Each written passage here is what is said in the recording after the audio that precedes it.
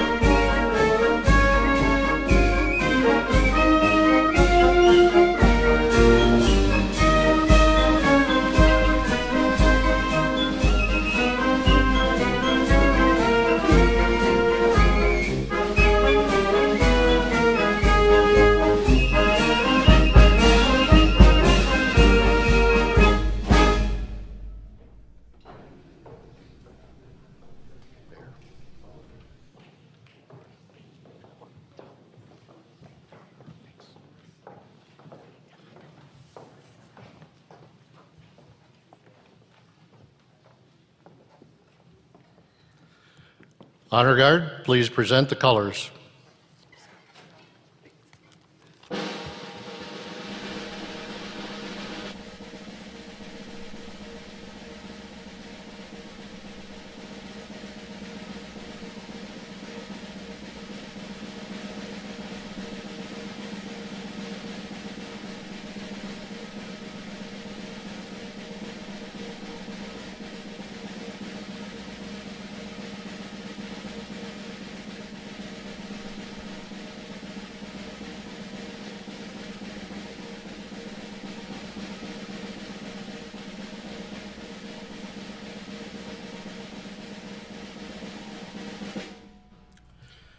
Please join the Mayor of Inver Grove Heights, Tom Bartholomew, as he leads us in the Pledge of Allegiance.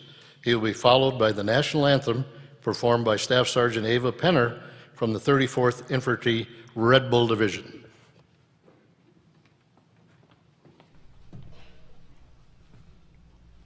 I pledge allegiance to the flag of the United States of America and to the republic for which it stands, one nation, under God, indivisible, with liberty and justice for all.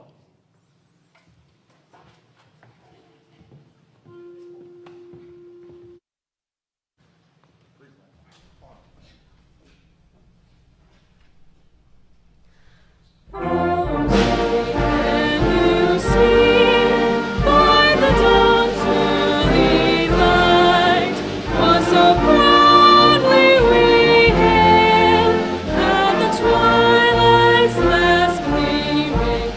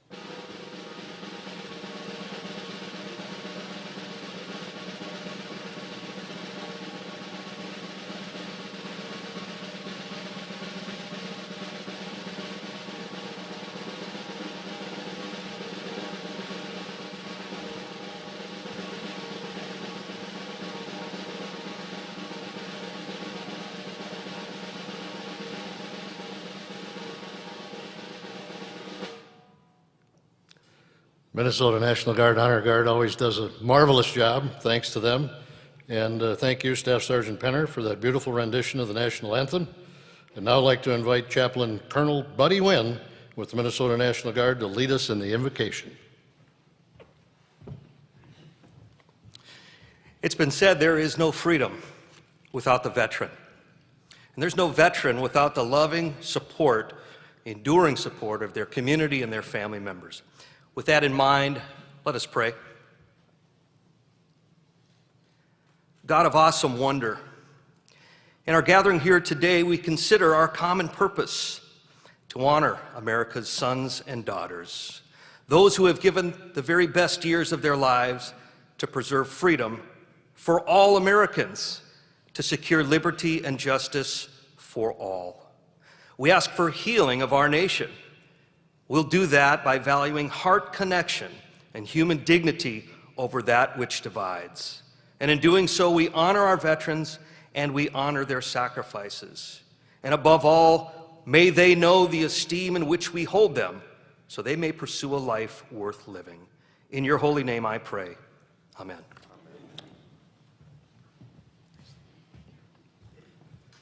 Thank you, Chaplain Wynn. You may be seated.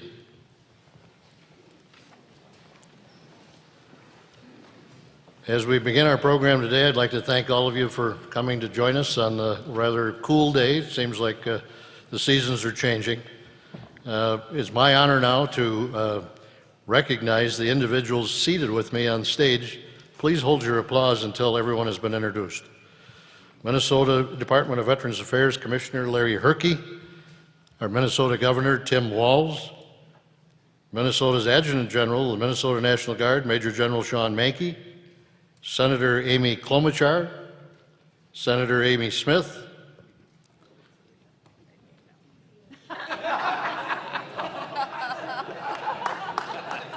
Amy Klobuchar and Tina Smith. Although I've made the first flub, we can have some fun. I apologize, ma'am. On this side of the stage, U.S. Representative Ilan Omar, U.S. Representative Dean Phillips, and I've got a special mention, a legislator from Minnesota, Bob Detmer, is hanging out down in the villages down in Florida, and he sends his greetings today. He said, we had a pretty good year. Veterans Omnibus Bill is a good thing.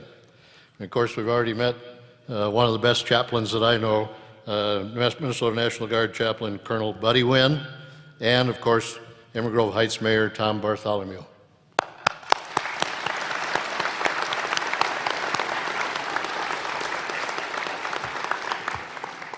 I'll see if I can introduce some other guests without making a mistake. I'm sorry, Senator Smith. I'd also like to recognize some special guests who are with us today sitting in the audience. Again, please hold your applause until everyone has been introduced. Director Pat Kelly from the Minneapolis VA Healthcare Center, Kim Graves from the St. Paul VA Regional Office, Robert McDivitt, a VISN 23 Director. Is Dean here? Dean Ashman, Veterans for Veterans. I didn't see Dean. Okay, we got the first no-show. Commissioner Alice Roberts Davis from the Department of Administration. Commissioner Steve Grove from Minnesota's Department of Employment and Economic Development. Commissioner Jim Showalter from the Minnesota Management and Budget. Greg Peterson, President of the Minnesota Association of County Veteran Service Officers. Don't see Greg, he must be out there with Dean, probably having some breakfast in the back. And of course, we have the elected leaders of Minnesota's congressionally chartered veteran service organizations, collectively referred to as the Commanders Task Force. I ask the commanders to please stand and be recognized. They're the sponsors of this great event every year. Jennifer Havlick, American Legion. John Flores, where's that Marine? AMVETS, there he is, hi John. Mick Aguirre, another Marine, Disabled American Veterans. Lou Michaels, Jewish War Veterans. Sarah Belden, Marine Corps League. Is Sarah here? John Marshall, Military Order of the Purple Heart. Vicki Garrison, Paralyzed Veterans of America, down on the end. Dale Hogeveen, Veterans of Foreign Wars. Thank you, commanders. for joining us today and for putting on this great event.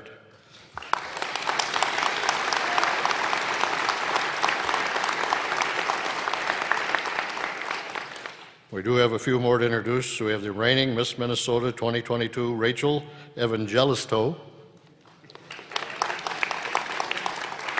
Commissioner Paul Schnell, Department of Corrections. And Representative Liz Ryer of Egan.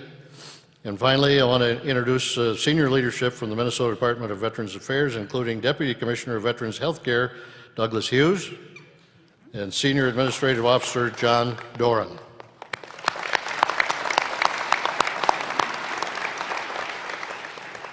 I'd also like to recognize and thank the following for their support of today's event. The Inver Grove Heights Recreation Department, and of course in the back, the Inver Grove Heights Fire Department for their assistance again this year. Isn't that, when you see the American flag hanging high, isn't that great? Good work, thank you. The Inver Grove Heights National Guard Armory. And did everyone enjoy breakfast this morning? Kane's Catering has been providing that delicious breakfast for this event for more than 10 years, and we thank them for that. And also Town Square Television of Inver Grove Heights for covering our event today.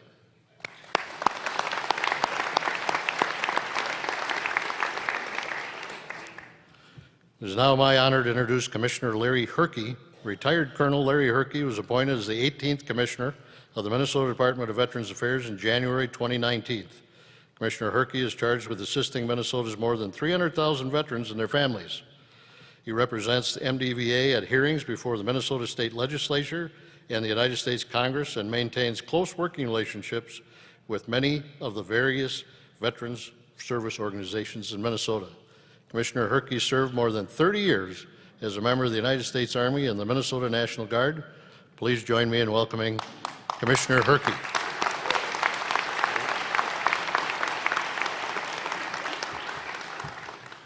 Thank you very much, Tom. You might recognize Tom's voice. He's the voice of the Minnesota Military Radio show. If you get up early on either a Saturday or a Sunday morning, you'll hear him quite often. He does a great job.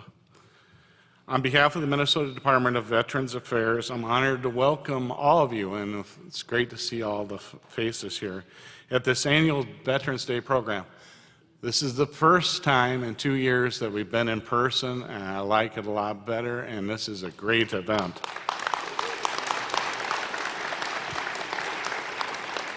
One thing we did find out during COVID is that we live stream things and we get audiences that are not in the room. So I'd like to welcome those who are joining us online and those that are joining us in other virtual ways. We're glad to have you along with us today. The Minnesota Department of Veterans Affairs, or MDVA, is proud to serve those who have served in the U.S. military. Minnesota, as Tom had indicated, we have over 304,000 veterans in Minnesota, and it's your service and sacrifice that are veterans that has kept this country safe and free. If you returned home from your tour of service 75 years ago or just last week, I want you to know that MDVA is here to support you. We partner with the U.S. Department of Veterans Affairs, our County Veteran Service Officer, and the many veteran service organizations throughout Minnesota to help deliver the benefits that you have earned as a veteran. We also serve the veterans' families and survivors and provide them with important programs and services. I wanted to take just a moment during my welcome to provide a highlight of some of the items that have happened during the last year. During our 2022 legislative session, we partnered with the Commander's Task Force, our co-host for today's program, and the Veterans Service Organizations to achieve the first ever Veterans and Military Affairs Omnibus Bill. This is a great accomplishment, something that Representative Detmer, who's sunning himself today, was his brainchild many, many years ago, and it finally came to be. This important legislation provided funds to assist housing critically homeless veterans, some of these veterans with the very highest barriers, so that every veteran can have a place to call home. And I can tell you it is working, the numbers are going down, and it's just great and fabulous to see. The legislation also allowed Minnesota Department of Veterans Affairs to complete 3 new Minnesota Veterans homes and to operate a new state veterans cemetery. The legislation also included a service bonus for the post-9/11 veterans, something that's been done for every conflict going back to World War I. If you served any time during the period of September 11, 2001 to August 30th, 2021, you may qualify for a service bonus of between $600 and $1,200. And I know that some of the people we're trying to get to are not with us today, but I know veterans know other veterans. I would ask that you pick up a card on the blue table on your way back out and take a couple of them and pass them on to the younger veterans so that they understand they get a small thank you from their state for the service that they've given to their country. You can also go on minnesotaveteran.org, our website, /service bonus in order to apply. But the card is the best way, I think. We also received funding to end veterans homelessness, and we're getting closer to this goal. We want to be the 4th state in the country to end homelessness among our veterans. We are making significant progress towards this goal. In the past year, we had 2 continuums of care, or regions, within Minnesota, the central part of the state and St. Louis County, that are now at functional 0 for veterans homelessness. The 2 remaining continuums that we're focusing on now are right here where we are today in Ramsey and Hennepin counties. The homelessness team is working with over 55 other community partners to find housing so that all veterans in Minnesota have a safe place to call home. And speaking of homes, I want to comment on the wonderful care that was provided to our mature veterans that we have in our 5 veterans homes. It's been a tough 2 years for those folks in the homes, to include the staff. The COVID-19 pandemic has resulted in many challenges in the long-term care industry, but the Minnesota Veterans Home staff has stepped up, and we've met the challenge head-on, and our statistics stand up there amongst the best as it relates to long-term care in Minnesota. We have over 600 residents currently in our home, and we're very appreciative of the staff and the work that they've done over the past 2 years. And of course, I'm also excited about the building of 3 new state veterans homes. We look forward in this next year to opening Bemidji, Montevideo, and Preston. These new homes are, along with our new state cemetery at Redwood Falls, are scheduled to be open in the summer of 2023. This will allow us, thank you. I think the big thing here is it allows us to serve our veterans closer to their home, and I think that is the intent of everyone. Everyone wants to be closer to their loved ones. Just as a reminder that this program is being recorded, and I would just encourage the people that are here, either online or in the audience today, to tell friends and family and to pause and recognize the veterans in your life. And one way you can do that is by watching the program or telling others of it. It'll be recorded on my website at minnesotaveteran.org/events, and it can be seen. We had actually, in the past few years, we had more people watch it after the last live streaming, and had a lot of very positive comments, but if you please share that with others. I want to thank you again for being here today and welcome you to this ceremony, and may God bless all the veterans in Minnesota and their families. Thank you.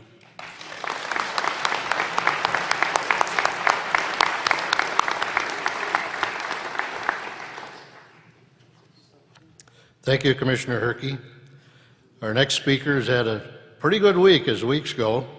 I'd like to introduce Tim Walz, Minnesota's 41st governor.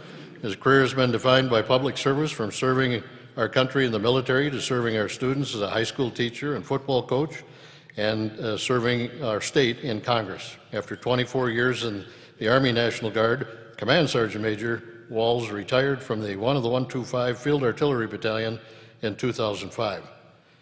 Congratulations, Governor Walz, on your recent re-election, and please join me in welcoming our Governor, Tim Walz. Thank you. Well, thank you to Tom. Well, at least 53% of people think it was a good week, so let's keep balanced here. But Tom, truly thank you for being the voice of our veterans and making things happen. To Mayor Bartholomew and the citizens of Inver Grove Heights, thank you for taking on the responsibility of hosting the state's official Veterans Day celebration. I think all of us have been coming here for quite some time, and as Commissioner Herke said, it feels good to be back in person. There's old friends and new friends, but folks that know this is not just the right place to be, this is a good place to be. And I always say when we gather on Veterans Day, the differences kind of fade away, and the kind of common things that we care about come back together. To our congressional delegation, thank you. Thank you for delivering on some really, really important veterans legislation, especially the care for our warriors exposed to toxic exposures. Our Vietnam veterans fought for decades around the issue of Agent Orange, and our newer veterans have been that too. If we as a nation are going to ask the sons and daughters of this nation to defend us, we have every responsibility to care for them when they come home. Those responsibilities of coming and honoring that service and following through with the care that needs to be done by working together are our responsibilities. I'd like to take just a point of personal privilege to express the deepest sympathies to Commissioner Herke. Commissioner Herke in the previous few weeks lost his beloved wife, Debbie, a veteran herself, and a fierce advocate, especially for female veterans amongst us. So, Commissioner Herke, you have our deepest sympathies. I think you heard it here, and we talked about it on Veterans Day, about what our responsibility is. You heard a list of things that we've done together. I think maybe here in Minnesota we should pause and think about it, and I'm going to name that Commander's Task Force and the leadership in this. You heard it mentioned that we did, and Bob Detmer has worked for decades on this, to change the way we did some business. Elective democracy is always messy. Like I said, it's sausage making. You know, if the end product gets there. One of the problems is that too many times, especially if we reach gridlock, really good things that the people of Minnesota don't disagree on at all get caught up in some of the sausage making. So this year, our VSOs, our Commander's Task Force, legislators, administration, Commissioner Herke, VA, we all worked together and said, let's try something that hasn't been done before. Let's pull all the issues relating to veterans and the military out. Let's not negotiate it with something else. Let's not use veterans as a bargaining chip. And let's pass good, smart legislation that fulfills our promise to those veterans and leads to a better future. Whether it's, and to think about this, I don't think all of us as legislators, some of you are saying, well, you shouldn't get patted on the back for doing what you're supposed to do. I know that. But the issue here was this Commander's Task Force and the legislature transcended that. And if I'm not mistaken, expanding our veterans' homes, expanding the 9/11 bonuses, working on the veteran cemeteries, working on the funding for the agencies, working on reducing homelessness, working on increasing bonuses because we're asking our National Guard to do more in the last 2 years than have ever been asked. Minnesota, along with Texas, are the two states that are close to meeting our recruiting goals. There's a commitment of service in this state, but there's also a commitment of making sure that veterans issues don't become partisan issues. And for all of you, they did it. We put that package together. We passed it early. If I'm not mistaken, I think this is the case. I think it passed with unanimous votes. Just to be clear, if we were in the legislature today, it would not be unanimous that it's Friday. There would be a debate. We'd go differently. We would not agree somehow. They did on this. And I say this on Veterans Day, a time to pause, a time to thank the veterans, a time to recognize the families, but a time to recognize the service in completing the mission is a lesson for us that can be applied to legislating, it can be applied to how our communities work. All of you in here who are veterans, I'm pretty certain, you didn't agree with every single decision that was made in chain of command and things like that, but we figured out a way to work together and solve the missions, and we understood that it was about a bigger or common good. And I think this year's legislative session, for all its faults, the Commander's Task Force forced the political process to rise above and meet the service of where the veterans were and do our work in the same spirit that they do their work. And that is a huge thank you. So I'm going to ask one more time, can the members of the Commander's Task Force please take a stand? You made a difference. So.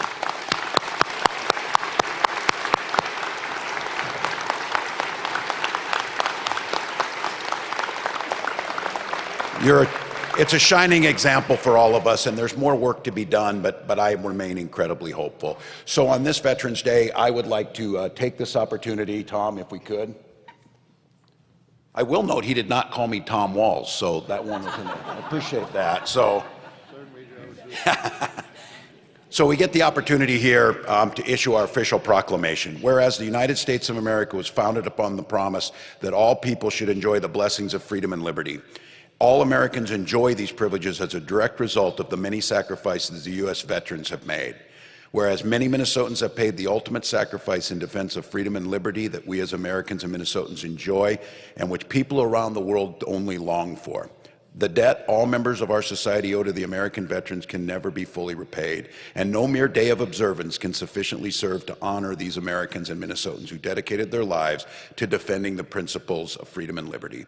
It's fitting and proper that we gratefully recognize and appreciate all that has been given and sacrificed by America's veterans in order to assure that all Americans enjoy these principles. Now, therefore, I, Tim Walz, Governor of Minnesota, do hereby proclaim November 11th, 2022 as Minnesota Veterans Day. Thank you to veterans. May God bless you, this great state, and our country.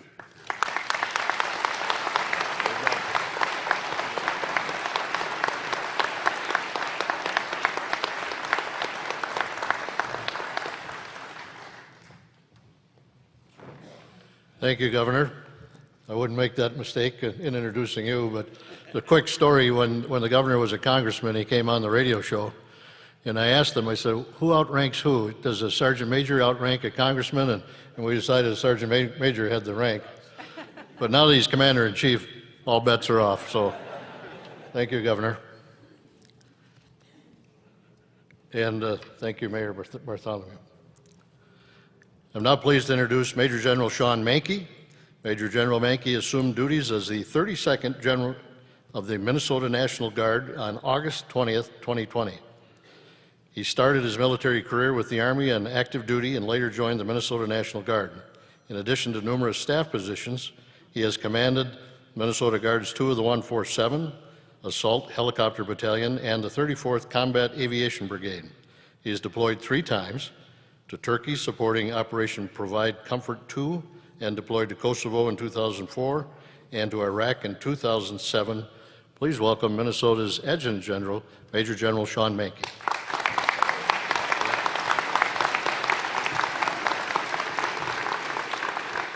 Hey, thanks, Tom.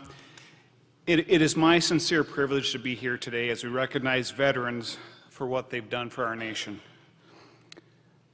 We are indebted to those who have put on the uniform and taken the oath to defend our freedom, and we cannot take that freedom for granted. And there's many veterans that have served both in times of peace and in times of war, and we should recognize all of them. Today, less than 1% of our nation serves in the military forces, and really less than 25% of us are eligible to serve for one reason or another. And unfortunately, it seems like the propensity to serve is decreasing a little bit in our nation. In 1995, 40% of our households had people who served. However, in 2021, that number has decreased to about 13%, it is estimated. And most of our service members who serve in the armed forces have a family member or a significant influence who has pushed them or inspired them to serve our great nation in the military.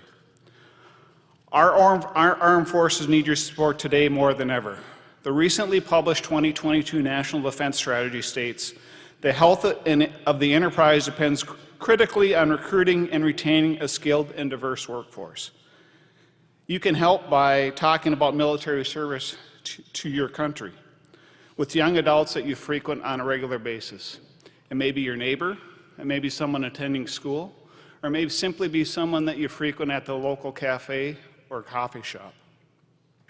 Tell them about your experiences, and then tell them to find a local armory or recruiter and see if there's an opportunity for them to serve our nation. Your support ensures we have a strong all-volunteer force to protect the U.S. interests both here and abroad. And to all of our veterans, thank you for being the standard bearers for the next generation and promoting interest of service to our country. We are forever indebted to you for your service to our nation. Thank you.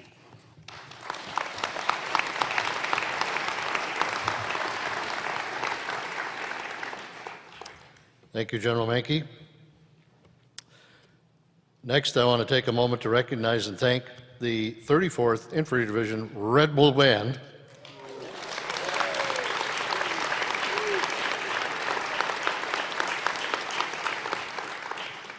And at this point in the program, we're going to take a little break and support or recognize each branch of the military with the Armed Forces Salute. Inside your program, on the inside page, you'll find the words for every service song. I invite you to sing along. Please stand as you are able and be recognized when the song of your branch and service is played. And if we see Will Shatner standing up when we're playing Star Trek, we'll know something's wrong here. So I invite you all to participate and sing along when your branch is recognized.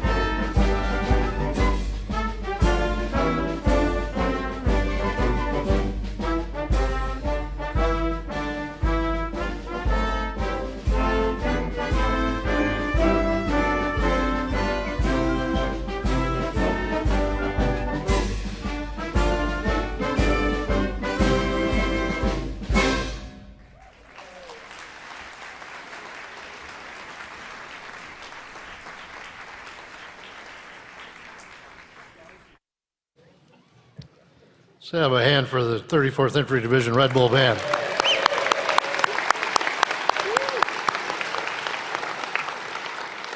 And thank God for the Merchant Marines in World War II. If we didn't have them, we'd have never made it.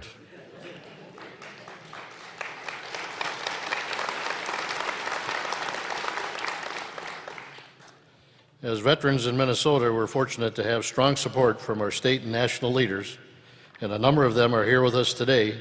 It is now my pleasure to introduce very carefully Senator Amy Klobuchar.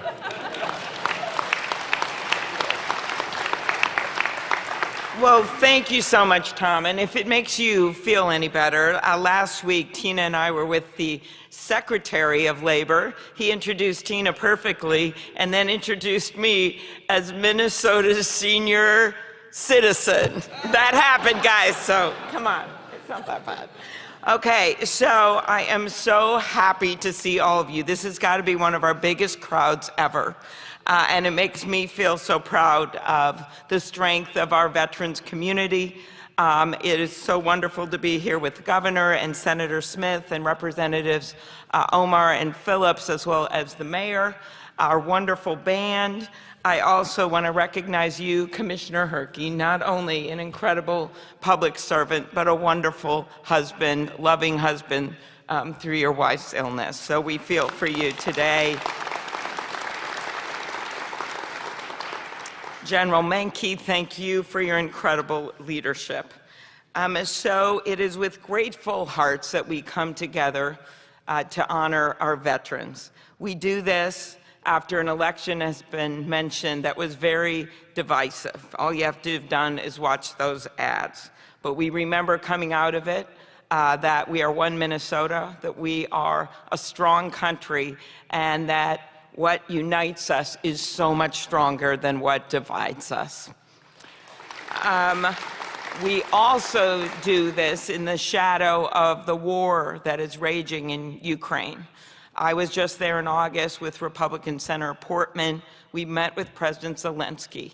And I will tell you, he was so grateful for the American military, for our weapons, for the advice that they are getting.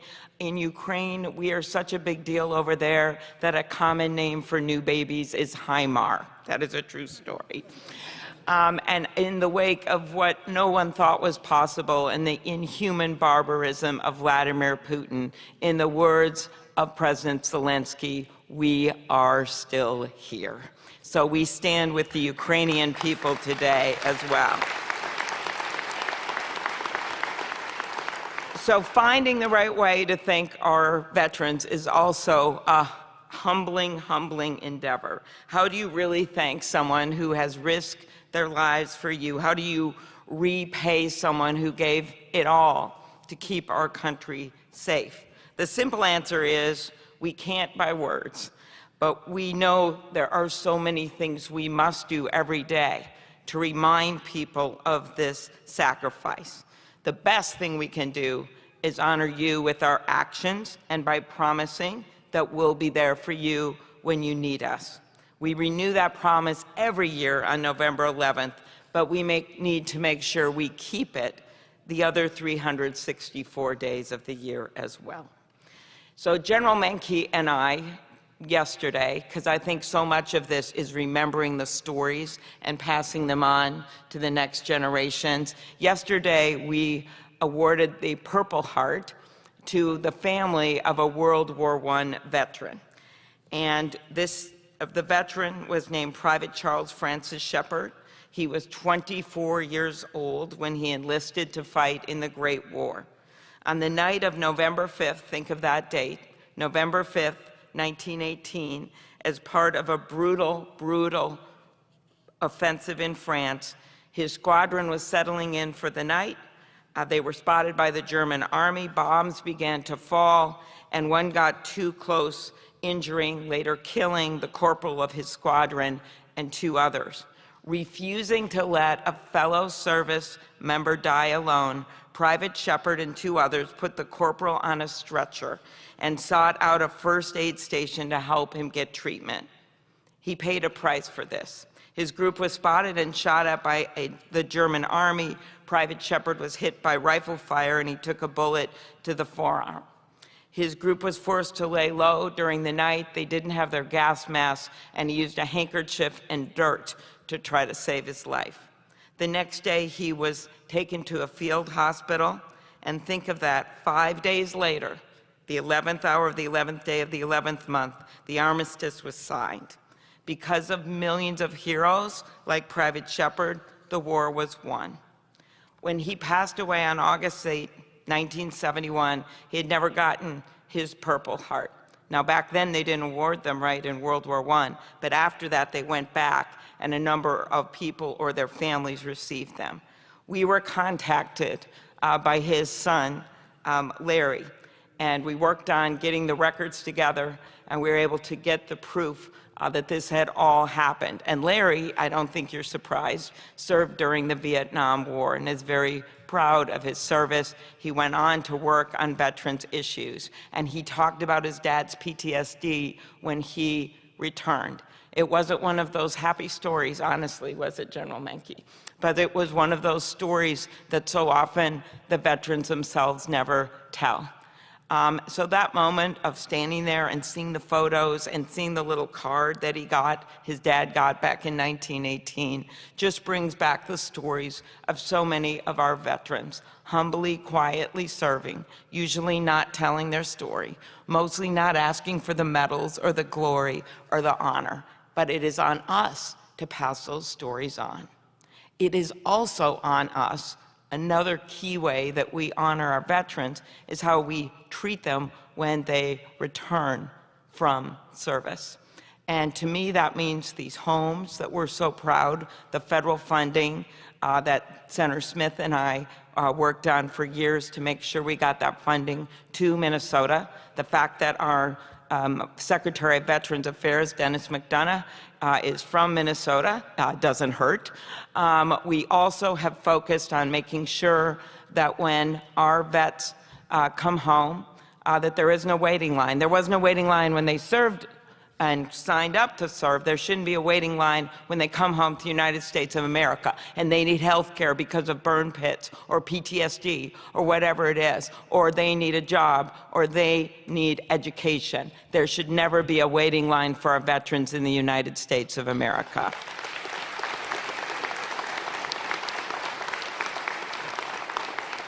And I wanted to make one note of someone who's not here, a man named Brian Muller, whose wife, Amy Muller, served bravely. She was stationed next to one of the most notorious burn pits overseas, and she died at a very young age when she came home of pancreatic cancer, leaving 3 little beautiful children. Brian came to me at an event similar to this, told me the story, and because of Minnesota and her and so many of our other veterans, we introduced one of the first bills on burn pits. And it is truly a tribute to all of you that we have gotten at this issue, that this is not our generation's Agent Orange, and that this year we passed the PACT Act. So I want to thank all of you who served, who are serving, or who are remembering a loved one today who made the ultimate sacrifice. We honor you on Veterans Day and every day. Thank you for your faith and devotion to this nation. Thank you.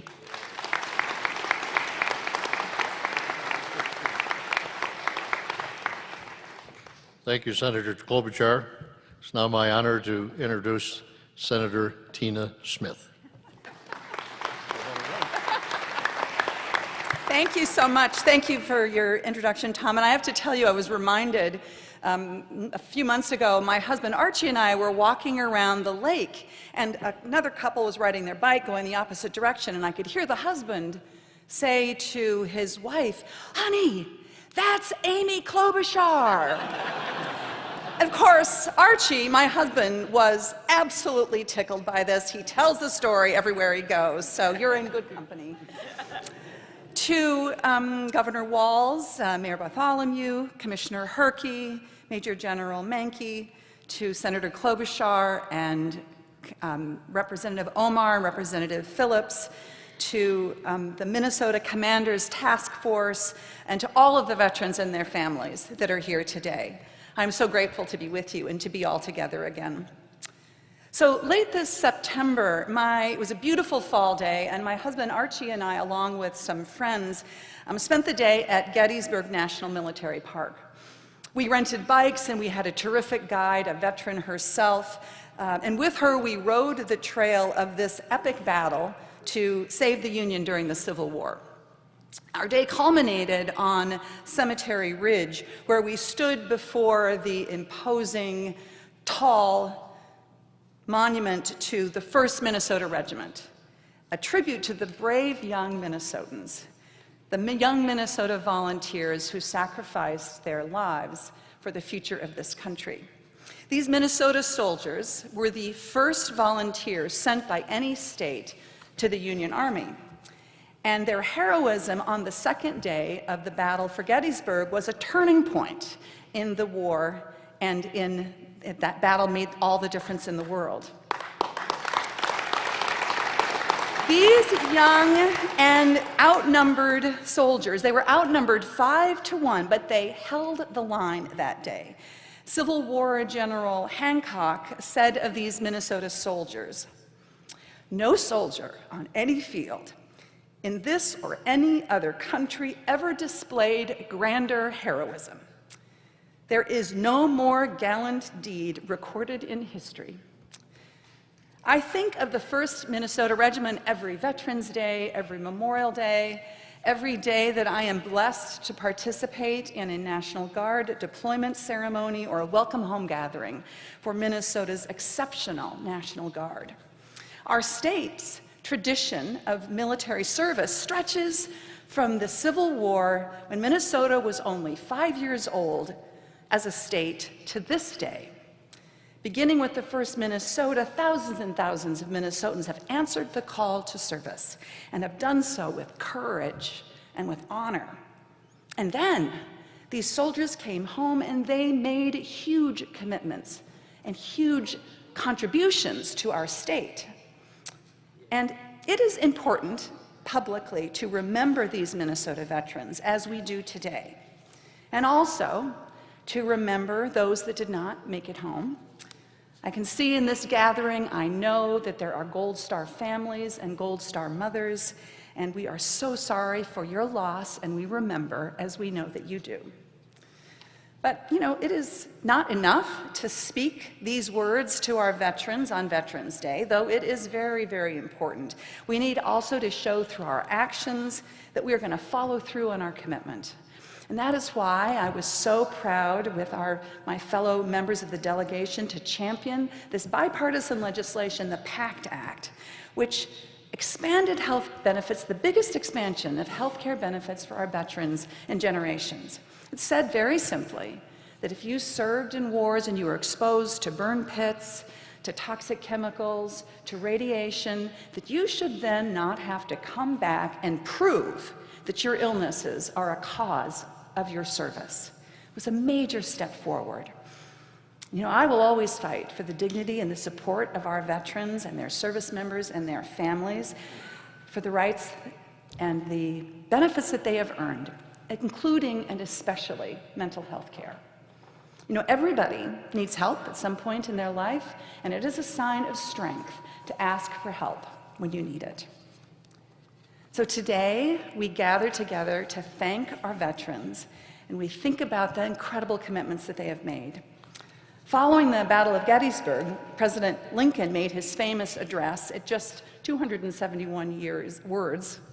271 words. He captured the gratitude of a nation when he said, "We here resolve that these dead shall not have died in vain, that this nation, under God, shall have a new birth of freedom, and that government by the people, for the people, shall not perish from this earth." So thank you to all of you for your service to this great country that we love. Thank you.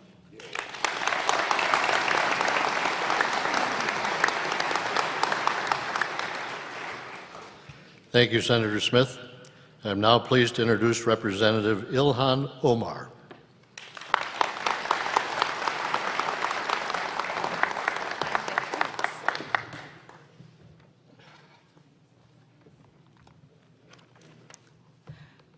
Good morning, everyone. Really excited no one has mispronounced my name today, so it is a first. It is truly an honor to be here with you all on Veterans Day. The sacrifices you have made to leave your families and homes in the name of duty and to serve your country, to keep our nation safe, is something we will never forget and will forever be in your debt. But we have to do more, as everyone has mentioned, than just recognize and honor you all. It is time we repay you for all you have done for us, which is why I am excited and so grateful to Governor Walz for working so hard to make Minnesota the 4th state to end veterans' homelessness. And to my congressional colleagues for fighting to pass the PACT Act and making it finally become law to ensure veterans who have suffered from toxic exposure to have access to benefits and health care they deserve. These are some of the ways we can truly honor you for your sacrifice. But we still have work to do. And I'm glad to be able to connect with my constituents who are part of their local FW and other organizations advocating for ways we can better serve you. Again, it is an honor to be here with you all. It is an honor to continue to advocate for you every single day in Congress. And with this special recognition, I just wanted to share a token of my appreciation with the commissioner. We flew a flag in honor of Veterans Day today.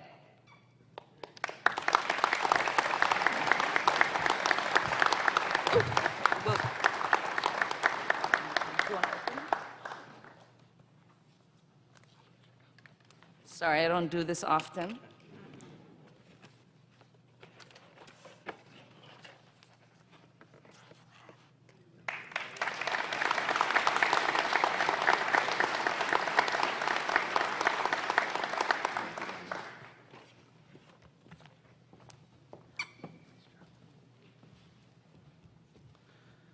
Thank you, Representative Omar. For those of you that have listened to me on Minnesota Military Radio, you probably know I'm a Vietnam veteran. And since the first time I met our next speaker, I've felt a strong connection with him because he's a Gold Star son who lost his birth father in Vietnam. And I think it's the reason he's working so hard for veterans out in Washington and here in Minnesota. Please welcome Representative Dean Phillips.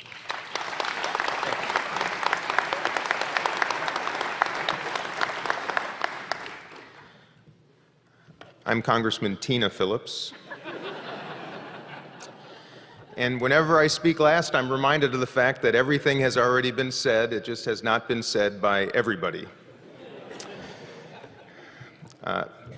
There's not a more humbling moment in my year than this one, to be with all of you.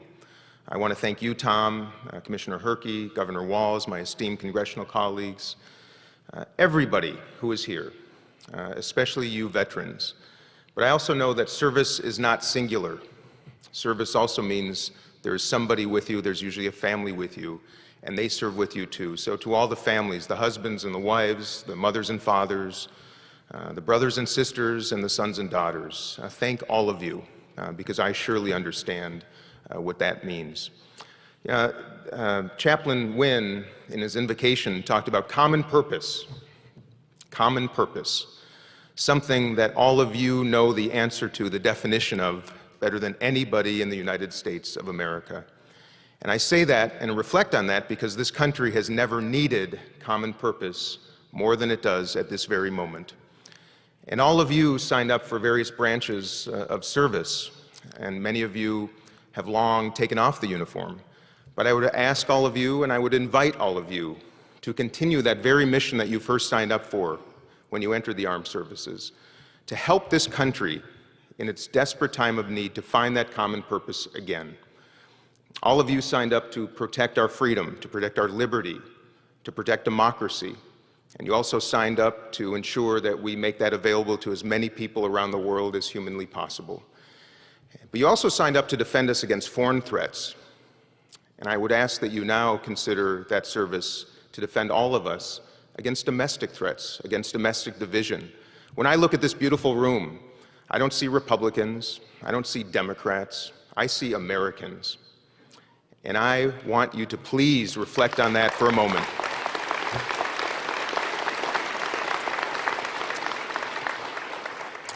Recently, I was able to rediscover the reel-to-reel tapes that my father, Captain Artie Peffer, sent back to my mother, Dee Dee, from Vietnam.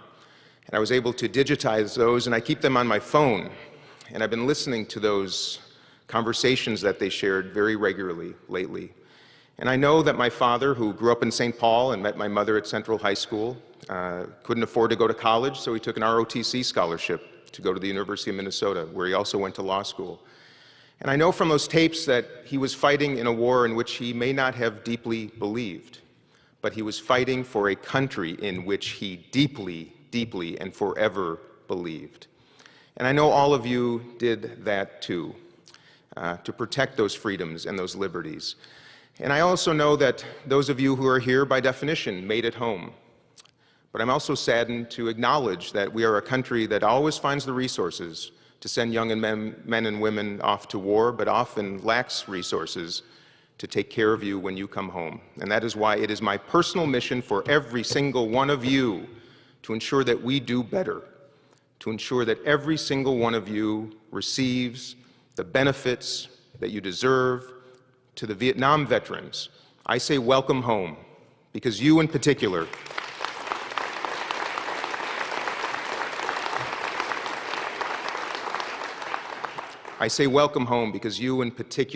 deserve that more than anybody else right now. And I just want to end my remarks by saying thank you and Godspeed, and keep the faith and spread hope, not fear. I say that optimism is just as contagious as fear, and nobody knows that better than all of you.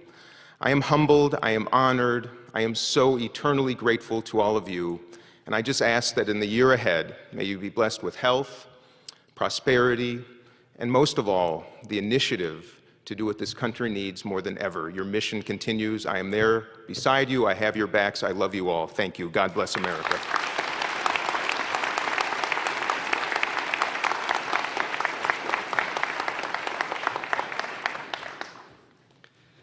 Thank you, Representative Phillips. I'm going to ad lib here for a moment because I think it's important.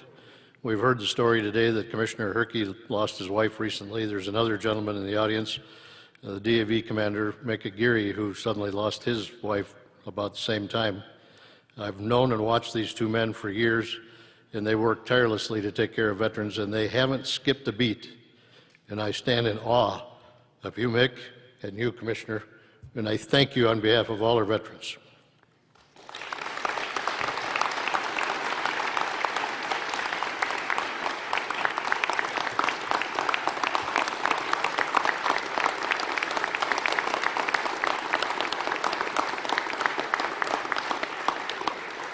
While you're standing, please stay standing. As long as you're up, we're going to welcome back my favorite chaplain, Chaplain Colonel Buddy Wynn, to help us with the benediction. Veterans and families, friends, fellow Minnesotans, a blessing for you. Grace and peace in abundance be unto you from God, the undivided Creator. We pray an extra special blessing that God would comfort our brothers who have experienced loss in their grief, to strengthen them and to bless them. Go in peace. Amen. Amen. Thank you, Chaplain Wynn. Thank you all for joining us today. Please remain standing as you are able for the departure of the official party. Commissioner.